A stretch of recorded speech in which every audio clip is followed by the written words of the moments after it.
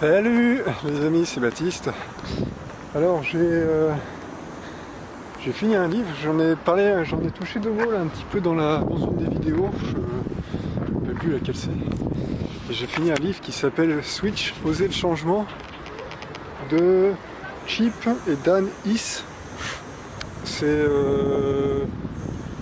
apprendre à se motiver, à motiver les autres pour tout réussir au travail comme à la maison. Et alors c'est pas mal comme livre. Alors, ce que je disais dans une vidéo, c'est que dans ce livre-là, il dit que pour se motiver et motiver les gens, il faut agir à la fois sur le relationnel et sur l'émotionnel. Et c'est ce qu'ils appellent le relationnel, pour eux, ils appellent ça le conducteur, et l'émotionnel, ils appellent ça l'éléphant. Je sais pas pourquoi, je crois que c'est expliqué dedans, mais je me rappelle plus pourquoi ils appellent ça comme ça. Et puis c'est drôlement intéressant comme livre en fait.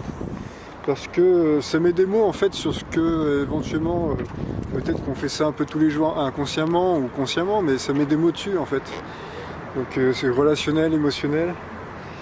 Donc ils disent que pour réaliser un changement, il faut diriger le conducteur, donc le relationnel. C'est-à-dire qu'il faut trouver les éléments prometteurs. Alors ils disent trouver les éléments prometteurs.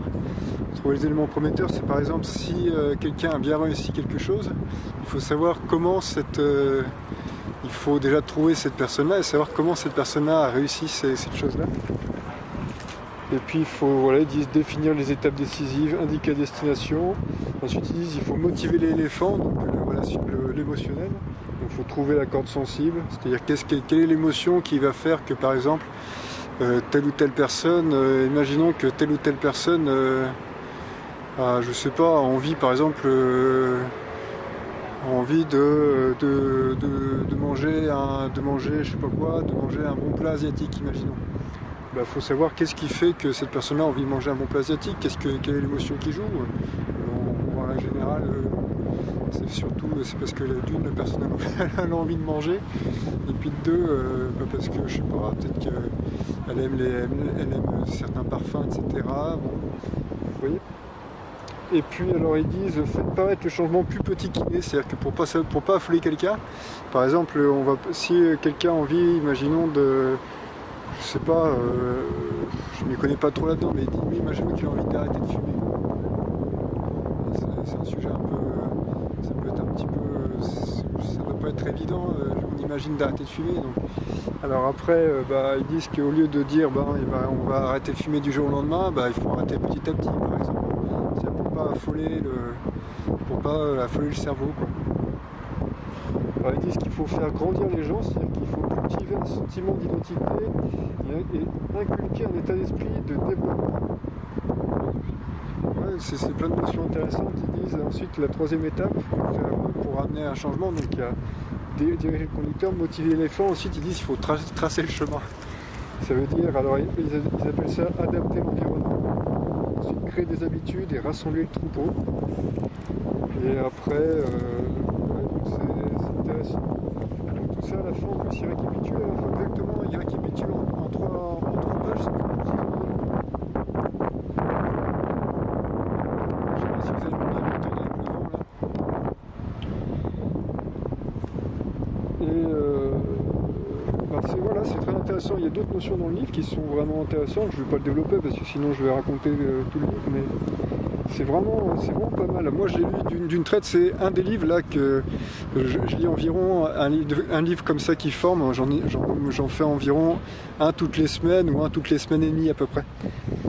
Et celui-là est vraiment très bien, il est très facile à lire, et puis en plus il apprend vraiment beaucoup de choses. Et il est vraiment agréable à lire ce livre-là. Alors donc je vous rappelle, ça s'appelle Switch, Oser le changement. C'est aux éditions Le Duc Édition. Et prix de 21 €, moi je l'ai emprunté encore une fois à la bibliothèque. Je suis très ami avec la bibliothèque en fait. Et donc c'est vraiment pas mal. Voilà, après ça.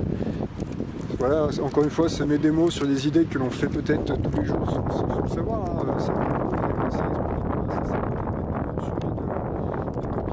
Bien qualifier les idées, c'est vraiment pas mal.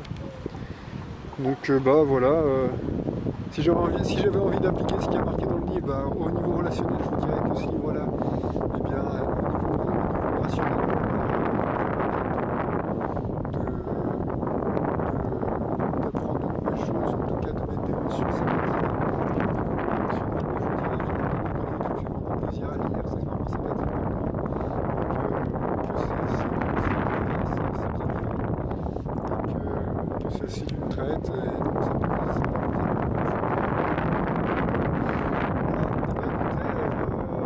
ça vous a plu, vous pouvez mettre un pouce. Si ça vous a déplu, vous pouvez mettre un moins. Ou un pouce, je sais pas comment on appelle ça, un pouce dans l'autre sens. Et puis après vous pouvez vous abonner. Vous pouvez me suivre sur Facebook. Voilà. Et bien je vous dis à bientôt, passez une bonne journée.